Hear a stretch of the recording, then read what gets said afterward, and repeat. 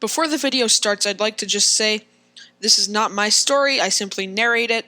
Original story in the description. My neighbor is one of those annoying wannabe YouTube personalities. Over the years, I've seen him cough out cinnamon, lay flat on the hood of his car as it slowly creeps down the driveway, and douse himself in lukewarm water. All the while screaming, epic win, epic fail, or fuck, epic maintenance of the status quo for all I know. It can get tiring to watch him go about his shenanigans in the pursuit of viral fame.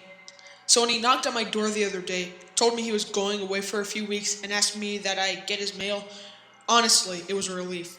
I can't explain the peace of mind I had knowing I didn't have to brace myself for any of his stupidity for a while.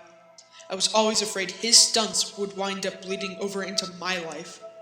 Things were pretty normal for the first couple of days. He received a few bills, a bit of spam, and what I could only assume was a birthday card. Then one evening, I got home to find a cardboard box waiting on his front porch. In big red letters was written, "Return to sender." I'm no small fry, but I admit I had trouble lifting the box on my own. It was really freaking heavy. Lugging it across the road to my house was even harder, and I quickly realized there was no way I was going to drag it up the stairs and through my front door. I decided I'd leave his package in my garage. It wasn't like I kept my car in there. The garage door was a piece of shit that refused to open without a good thug and a whack.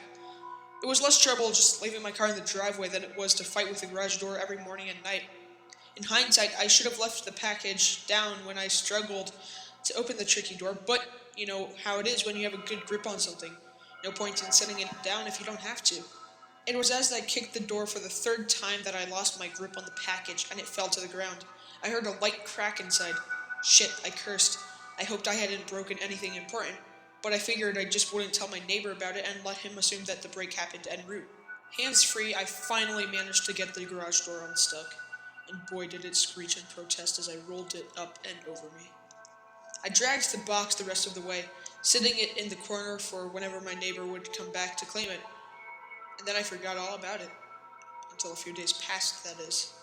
I'm not sure exactly how long it took for the smell to waft in from the crack under the garage to house door, but it came in a slow progression. It was a sickly sweet odor, similar to that of a skunk. And for the first few days after I smelled it, I genuinely assumed that's what it was. Roadkill that had left its mark on my house. It was only when I realized the scent was growing more intense instead of fading that I went to look for the source. That's when I opened the garage door, and that's when the odor knocked me back, holding my nose.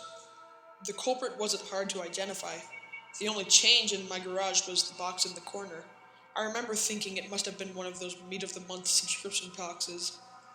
The meat must have gone rancid from being left out of the fridge for too long. How much meat could have been in there for the box to have been so large and heavy? An entire freaking cow?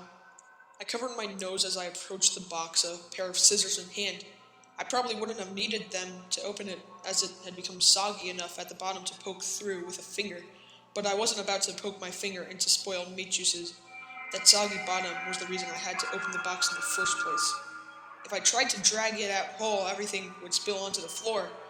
I was going to have to dump the pieces of meat into the garbage one bag at a time and take them down to the dumpster, a process I wasn't looking forward to. My scissors tore through the tape along the top of the cardboard box. I thought the smell couldn't get any worse, but as I flipped the flaps open, I discovered a whole new gamut of stink. It was like opening a burning oven, but instead of a heat wave, I was met with waves of piss, sweat, shit, and putrefaction. It was so bad I staggered back and had to force the puke down, begging to guzzle out of me. I don't think I could have handled the scent mingling with horrors coming out of the box.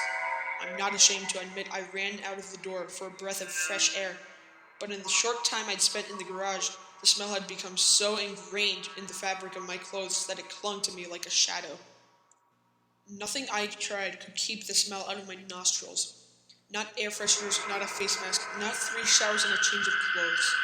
Every second that box lay open in my garage was another second the smell was allowed a foothold into my home. I had to bite the bullet. I returned to the garage, the flaps of the box still open, as though inviting me to look. I was prepared, a clothespin pinning my nostrils shut, a garbage bag in one hand, the strongest cleaner I could find in the other, and long rubber gloves, to keep my skin from having to touch what was inside. But as it turns out, I needed none of those things. I wouldn't have to touch or clean the contents of that box. I would only have to suffer the nightmares every night. You see, there was meat in that box, but it didn't come from a cow or a pig. No, it was worse than that. It was my neighbor. Dead. Still in one piece, but dead. I called the cops, and naturally they took me in for interrogation. It's kind of hard not to suspect the man with the corpse in his garage, after all. Thankfully, they soon realized I wasn't involved. My DNA might have been all over that box. The smell might have left a mark throughout my house. But there was one piece of irrefutable evidence in my neighbor's own hands that proved my innocence. A vlogging camera. They showed me the footage only once.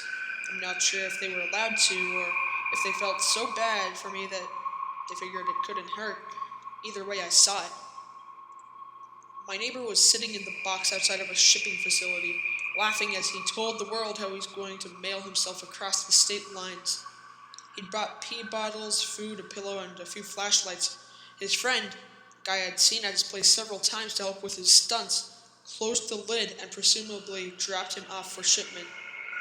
Throughout the next couple of hours or days, I'm not honestly sure, my neighbor recorded a few short clips about his progress. I think I'm in a truck now. I can feel it moving. Must be in a warehouse. Pretty warm in here. Still got plenty of food. That kind of stuff. And then on the last entry, the box toppled over.